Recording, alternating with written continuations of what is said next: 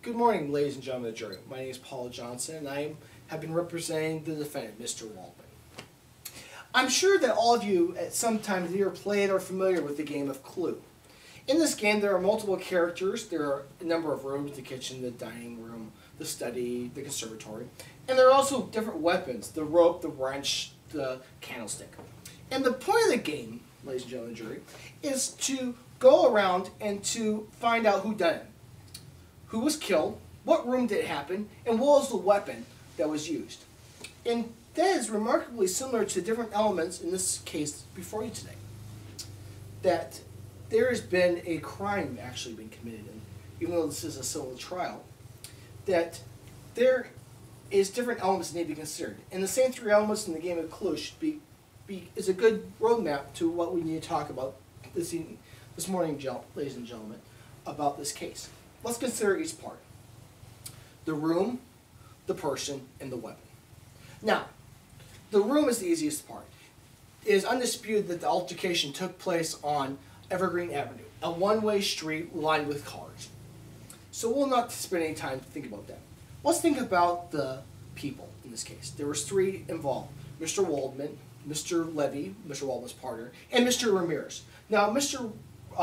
Waldman has been a police officer on the Chicago Police Force for the last 8 years. He has worked his way up through the ranks, starting off as a uniformed police officer, basic patrol, an plainclothes warrant officer issuing warrants to people and interacting with the public, and finally now in the somewhat prestigious position as a plainclothes officer in the anti-crime unit, to ferret out crime, to go undercover, to find where the criminals are at. So obviously his superiors believe that he is a competent and trustworthy man. And while it may be true he may have taken a while to figure out what he wanted to do in life and went to different cities, he's been of the most upright stature and character in the last few years. But let's think about Mr. Ramirez in the night in question. On that night, Mr. Ramirez had a few friends over, had a couple beers. Then they decided to go out, where they went to one bar. He had partook of some scotch and water. And then they decided to go to another bar where he had a couple more drinks and had a couple more scotches and water. Now, according to the Illinois driving book, Rules of the Road, Chapter 6, talks about what driving under the influence, DUI, is. And just one drink, a 12-ounce beer, a 5-ounce wine, or a 1.5 shot of hard liquor will put someone pretty much borderline with the legal limit. Now, Mr. Ramirez had 7 drinks during the course of the evening.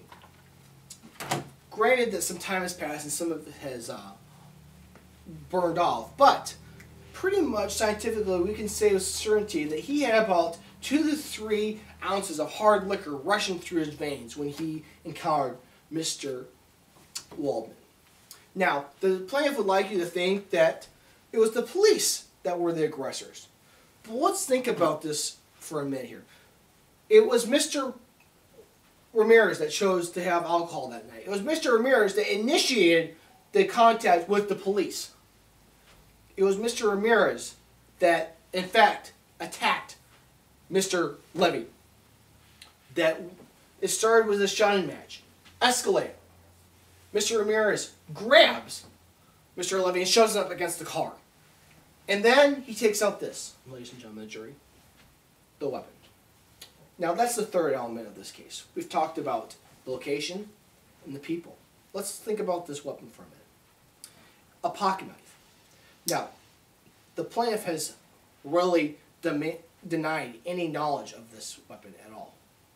But it still does not make it so that he did not have it. In fact, Mr. Ramirez took out this knife, held it in his hand, and stabbed Mr. Levy with it in the right shoulder. In fact, there is an official medical report from Cook County Hospital where Mr. Levy's right shoulder was treated for a cut wound. Now, how did he sustain this cut if a knife was not in play? Mr. Ramirez had the knife. He stabbed Mr. Waldman. He had him up against the car. Mr. Levy had his hand up against Mr. Ramirez's wrist. It broke. The knife was going to come down to stab him again. Mr. Waldman, not wanting to stand by and watch his fellow police officer get attacked and beaten up by a half-drunk idiot, jumps out of the car, draws his revolver.